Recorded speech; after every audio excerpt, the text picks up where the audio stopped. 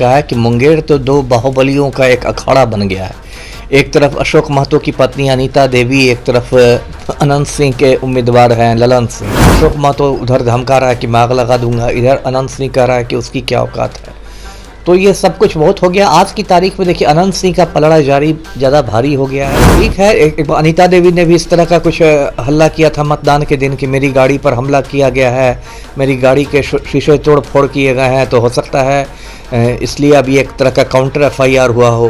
तो परेशानी ये हो गई है, मतलब पूरे हिंदुस्तान में एक तरह की परेशानी है कि पुलिस जो है इतना ज़्यादा राजनीतिक दबाव में काम करती है कि बहुत कम मामलों की निष्पक्ष जांच हो पाती है। लोकसभा की इंडिया अलायंस की राजद से प्रत्याशी रही अनीता देवी के ऊपर देखिए एक बड़ा आरोप लगा है। आरोप में यह साफ बताया गया है कि जिस तरीके से अनीता देवी है वो कहीं ना कहीं अपहरण करवाना चाहती है एक महिला की भतीजी का। यह मामला जो है अशोक महतो की पत्नी के ऊपर जो है बीते दिनों लगाया गया है, जिसको देखते हुए मुंगेर लोकसभा को देखते हुए एक थाने में मामला दर्ज करवाया गया है। ऐसे हमारे साथ बात करने के लिए बिहार के पूर्व IPS अमिताभ दास से जुड़ेंगे, बात करेंगे।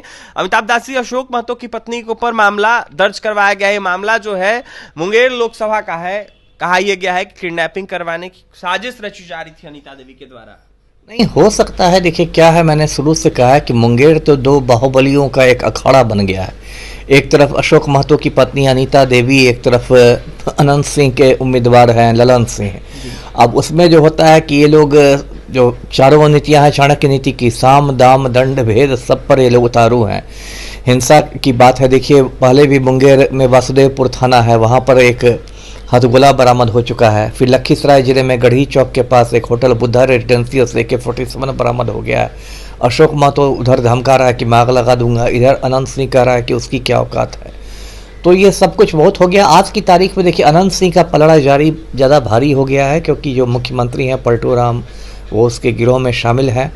और देखिए अभी वहाँ बहुत लोगों को सावधान रहने की ज़रूरत है। ऐसा नहीं कि मतदान ख़त्म हो गया 13 मई को तो अब प्रशासन को मतलब आराम करना चाहिए, क्योंकि ये जो रहता है ये मतलब मतगणना जैसे 4 जून तक है, तब तक तनाव की बहुत स्थिति रहेगी। आप देखेंगे मतगणना में जो भी जीतता है, जो भी हारता है, तो जीतने वाला उसमें विजय जुलूस निकालेगा, अबीर गुलाल उड़ा के। हारने वाला मतलब खार खा के बैठा रहेगा।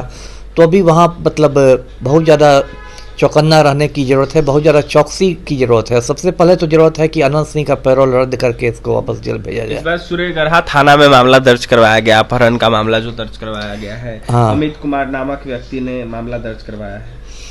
नहीं हो सकता है, अब मामला दर्ज हुआ है तब तो उसकी जांच होनी चाहिए।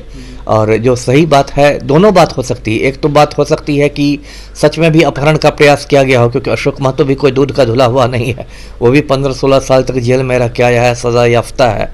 और दूसरी बात है कि जब चुनाव होते हैं तो बहुत सारे राजनीतिक कारणों से, राजनीति से प्रेरित भी मुकदमे किए जाते हैं, झूठे मुकदमे किए जाते हैं सामने वाले को परेशान करने के लिए। लड़की का भाई अमित कुमार बताया जा रहा है, अमिताभ दास जी, उनके द्वारा यह आरोप लगाया गया है कि जिस तरीके से प्रत्याशी हैं राजद की अनीता देवी, उनके अंगरक्षकों के द्वारा बदसलूकी की गई है, बदतमीजी की गई है उनकी बहन के साथ कार में बैठाकर। अब पता नहीं ये कैसे अंगरक्षक हैं, सरकारी अंगरक्षक हैं कि निजी अंगरक्षक हैं, तो इसके पूरा इस पर जांच की जरूरत है। अपहरण हुआ नहीं, ये अपहरण के प्रयास का मामला है जहाँ तक मुझे जानकारी है।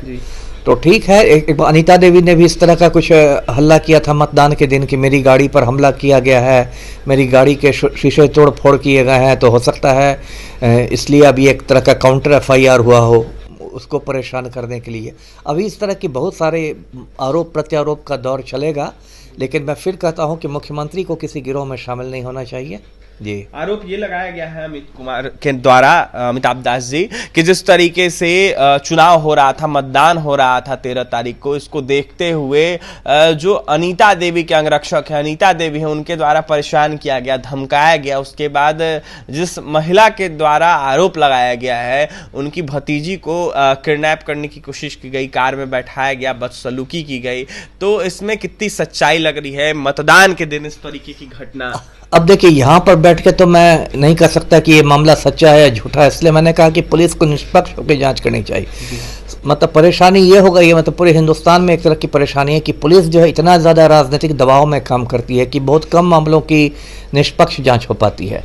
मान लीजिए यही मामला है तो अनीता देवी सरकार के विरोध में है, सत्ताधारी पार्टी की है नहीं, तो पुलिस पर दबाव रहेगा सत्ताधारी पार्टी का, यानी कि ललन सिंह अनंत सिंह कंपनी का, कि भाई इस केस को ट्रू करो, इस केस को सही करो, अनीता देवी को चार्जशीट कई कर दो। कांडों में सजा याफ्ता रह चुके हैं अशोक महतो। हाँ, अशोक महतो मेरे से लगातार कराओ कि बिहार के खूंखार अपराधियों में से है, 15-16 साल जेल में रहा है। खाकी द वेब सीरीज जो बना था नेटफ्लिक्स पर, वो अशोक महतो पर आधारित है, और सजा याफ्ता होने की वजह से वो खुद चुनाव नहीं लड़ रहा है, उसको शादी करनी पड़ी चुनाव अपनी पत्नी को लड़ाने के लिए।